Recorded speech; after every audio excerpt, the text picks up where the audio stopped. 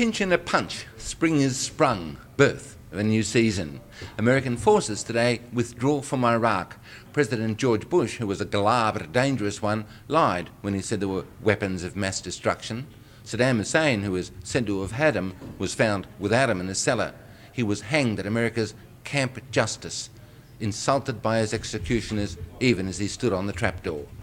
President Barack Obama will mention in his speech today the 4,000 American troops who died, but no one in the West knows the names of all the Iraqi irregulars and civilians. The cost to the US, $750 billion. The cost to Iraq, a country in ruins and chaos. America hands over control today, but there is no control to control. The government can't govern. People blow themselves, and as many others as they can, up with bombs in our equivalent of churches and their equivalent of our Rundle Mall.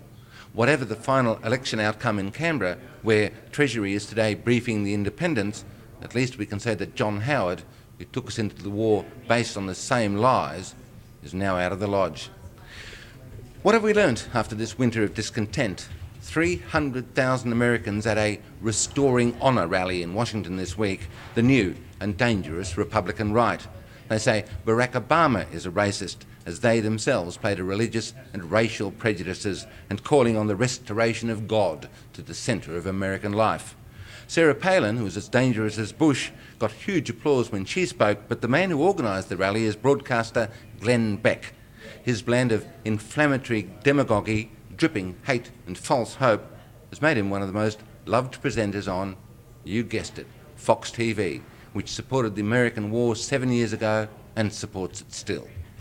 It is difficult to bring peace, but MacArthur and the Allies managed it in Japan, NATO managed it in Germany, and Italy can barely remember being on the wrong side.